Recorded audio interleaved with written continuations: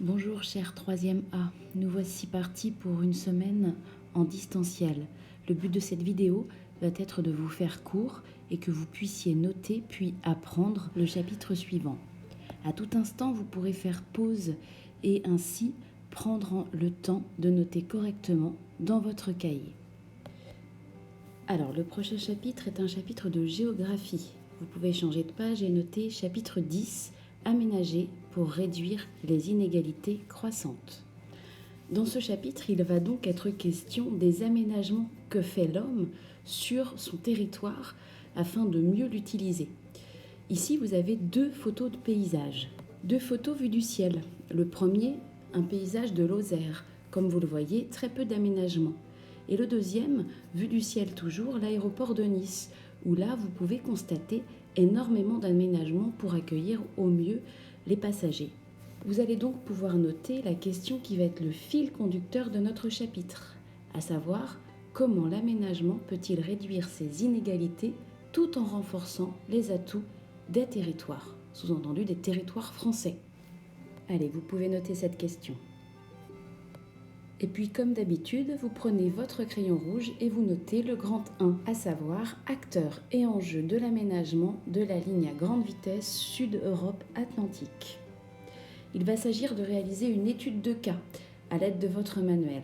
Vous devez ouvrir celui-ci aux pages 272, 273 et 274, 275. Vous allez devoir réaliser l'itinéraire 2 et ainsi reproduire le tableau suivant.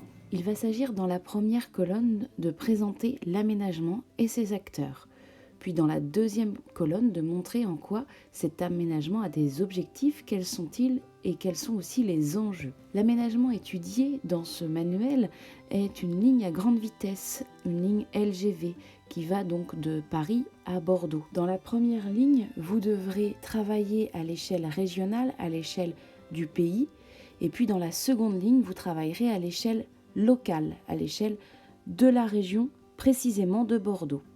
Allez, vous pouvez mettre un instant sur pause afin de réaliser ce tableau, cette étude de cas. Et reprenons ensemble afin de noter la correction. Voici le tableau complété. Tout d'abord, à l'échelle régionale, à l'échelle nationale, c'est un aménagement, une ligne à grande vitesse qui relie donc Paris à Bordeaux en 2h05. Ce projet donc a plusieurs acteurs, des acteurs publics qui dépendent donc de l'État et des acteurs privés, des agences, des entreprises comme l'ISEA qui est chargée de la conception, de la construction et qui finance en partie donc cet aménagement. Et puis de l'autre côté, nous avons des acteurs publics représentés par l'État, les collectivités territoriales, c'est-à-dire la région ou le département, ou bien encore l'Union européenne.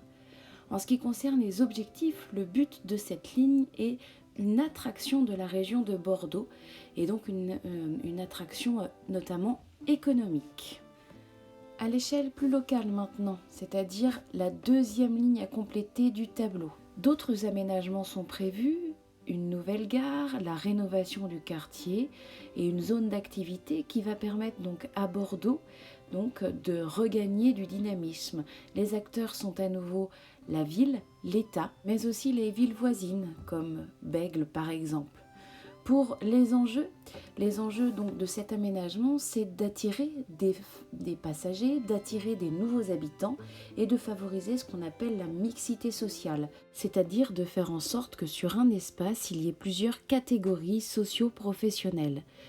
Le but de cet aménagement, encore une fois, c'est de renforcer l'attractivité économique donc de Bordeaux.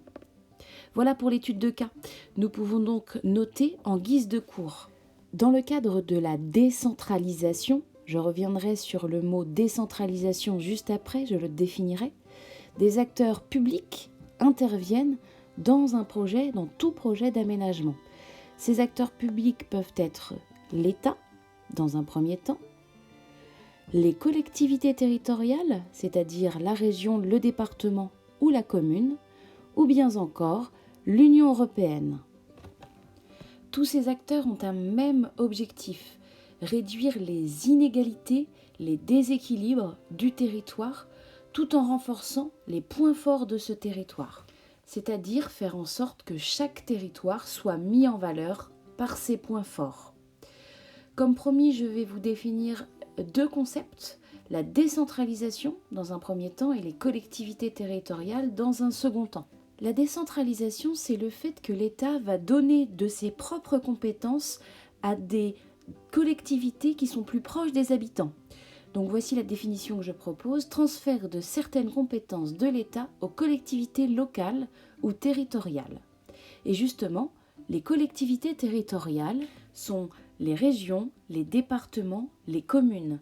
Elles ont du pouvoir, le pouvoir de décision, et elles disposent d'un budget, c'est-à-dire d'une autonomie financière.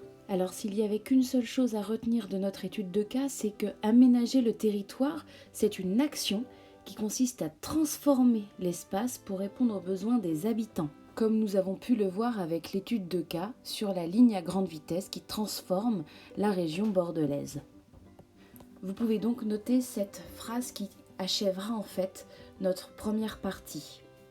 Je vous propose maintenant de faire une pause, nous reprendrons le cours pour la deuxième partie un peu plus tard. Me revoilà jeunes gens, nous allons pouvoir commencer le grand 2. À vos stylos rouges, grand 2, l'organisation du territoire français.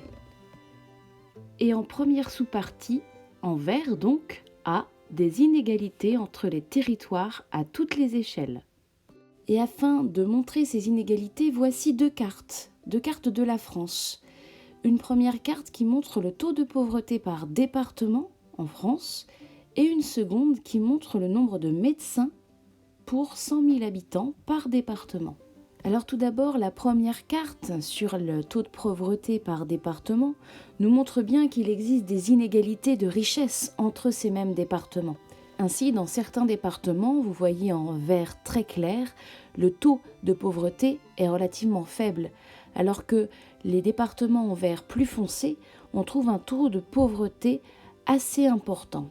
La deuxième carte nous montre un autre type d'inégalité, des inégalités davantage sociales, avec le nombre de médecins pour 100 000 habitants. Ainsi, vous pouvez voir en jaune, certains départements sont très mal lotis en termes de médecins, comme en Sarthe ou même en Mayenne. Mais par contre, d'autres régions, en rouge foncé, ont plus de 400 médecins pour 100 000 habitants. Ces 2 cartes nous montrent bien que sur le territoire français, il y a de nombreuses inégalités. Voici le cours que je vous propose. Vous pouvez noter donc la mondialisation a creusé les inégalités entre les territoires français.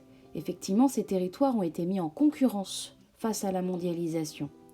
Ainsi, l'Île-de-France, la région autour de Paris, il y a 19% de la population française et elle concentre, cette Île-de-France, 1/3 de la richesse du pays. Elle concentre aussi énormément de pouvoir, notamment en termes politiques. Donc il y a une inégalité entre l'Île-de-France et le reste de la France. Autre inégalité entre les villes, ou bien les métropoles, et les espaces ruraux. Ainsi, les villes sont très connectées à la mondialisation et beaucoup moins les espaces ruraux. Autre inégalité majeure sur le territoire français, entre les régions qu'on appelle intérieures, à l'intérieur du pays, qui sont très peu connectées à la mondialisation, et les régions qu'on appelle les régions interfaces. Alors, je vais définir un peu plus tard ce que c'est qu'une interface, mais ici, ce sont des régions qui sont situées près de d'autres pays, et donc qui restent ouvertes à la mondialisation par des échanges avec d'autres pays. Dans ces régions donc interfaces, nous avons les littoraux, par exemple, qui sont connectés au monde, et puis aussi les régions frontalières avec les autres pays, comme l'Allemagne, par exemple. Une interface, c'est donc une zone de contact entre 2 espaces différents, soit entre terre et mer, la zone littorale, soit entre 2 pays, la France et l'Allemagne. Alors nous allons pouvoir passer au B, en vert toujours, aménager pour réduire les inégalités. Nous allons donc montrer comment les acteurs aménagent le territoire français afin de réduire toutes ces inégalités dont on vient de parler. Pour commencer, je vais vous laisser visionner des images d'archives sur la ville de Cergy-Pontoise. Je vous demande pourquoi elle a été créée, qui en est à l'origine et quels sont ses aménagements. Allez, prenez le temps d'écrire ces questions, puis je vous laisse visionner la vidéo. Vidéo que vous trouverez en pièce jointe sur École Directe. Alors, comme vous avez pu le voir dans la vidéo, la ville de Cergy a été créée pour désengorger la ville de Paris, c'est-à-dire pour réduire l'influence de la ville de Paris. À l'origine de cette idée, c'est l'État. Et donc, ils ont mis en place une ville nouvelle, c'est-à-dire une ville avec de l'emploi, des loisirs et des logements pour que tout habitant puisse y vivre. Vous pouvez donc noter en guise de cours que dans les années 60, les premiers projets d'aménagement voulus par l'État visaient à réduire les inégalités entre Paris et les autres provinces. Aujourd'hui, et surtout depuis les années 2000, les aménagements ont pour but de mettre en place des pôles de compétitivité afin de rendre les territoires plus attractifs au niveau de la mondialisation. Pour rappel, voici une définition de pôle de compétitivité, ou bien on peut l'appeler aussi technopôle. C'est un lieu où on a une concentration d'entreprises, d'universités, de recherche sur un même territoire. Allez, le cours n'est pas fini, mais j'arrête là. Je vous ferai la suite du cours sur une prochaine vidéo. À très vite.